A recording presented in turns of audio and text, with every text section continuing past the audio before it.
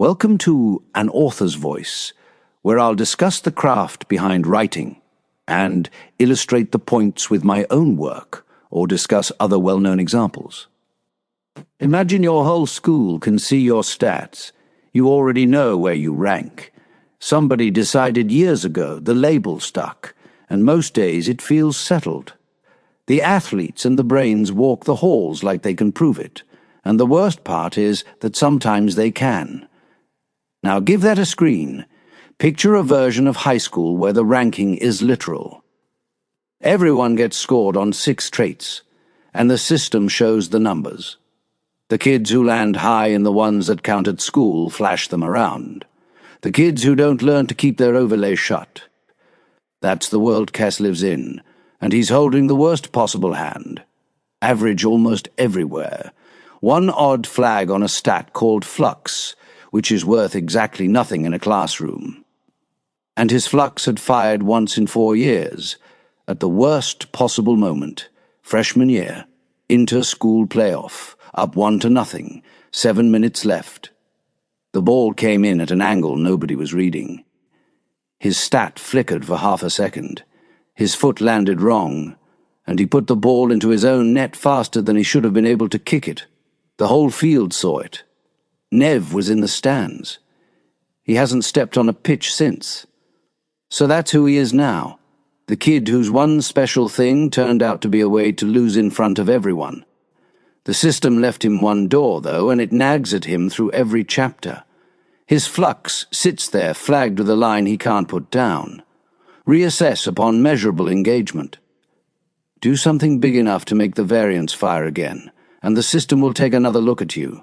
There's one place near the colony where that's possible. Past the perimeter fence, out in the unmapped country nobody's cleared to cross, there's a Flux rift. Reach it, and your Flux gets tested for real. You can already see the shape of the bad idea. He talks his 2 best friends into coming. Nev comes mostly to keep him from getting himself killed, which stings, because the person he most wants to stop seeing him as the own goal kid is the one who just signed on as his babysitter. Harko comes because Harko reads people better than the system does, and he can see Kess is going with them, or without them. The part I didn't plan. Here's the confession. I built this universe to be big. An alien system switches on across known space and starts measuring every living mind on 6 traits. And there's a whole grown-up world of fallout I was itching to write.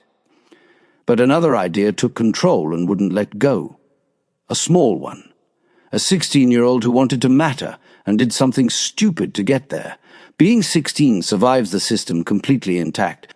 What the system adds is a number for the thing every teenager already lies awake over. Am I actually special, or did I just need to be? Does anybody really see me? If I pull off the one impossible thing, will she finally look at me differently? In our world, those fears are invisible, so we get to argue about whether they're real. In Kess's world, the system prints them on an overlay he can open 100 times a day. The feeling is identical. It just comes with a scoreboard now. So is it YA? People ask, and I never have a clean answer ready. The series this belongs to has grown-up machinery in it, the kind with soldiers and colony politics and deaths that don't reset. A bookstore wants one shelf, and a 16-year-old scared his one talent. Means nothing, doesn't obviously share it with the grown-up sci-fi the rest of the series reads like. Here's where I landed. What makes a story young adult is its vantage. It stands with a person doing something for the first time, carrying the stakes only a first time has. The first time you risk the whole crowd watching you fail. The first time you gamble your own safety just to be seen differently. By that measure, Kess is YA to the bone. And the alien overlay clamped over his life never once moves him off it. What matters to teenagers? People hear far future sci-fi and assume the story must be about the future. The ships, the system, the cold machinery of what's coming. The stuff that actually runs a teenager's life is older than any of it. Who's watching? And whether one bad moment everyone saw gets to be the whole story about you. Kess is chasing a number on a screen.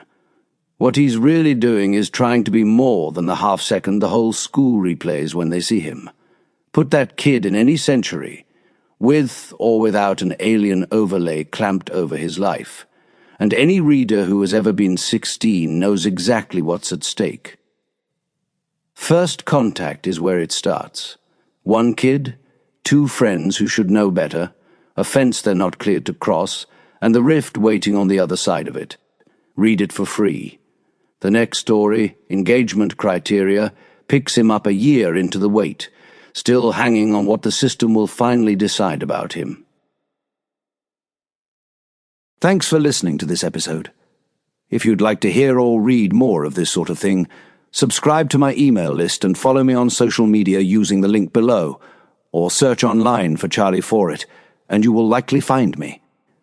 Until next time, thanks for following along. Voices for this recording provided by Speechify. All content written by Charlie For It.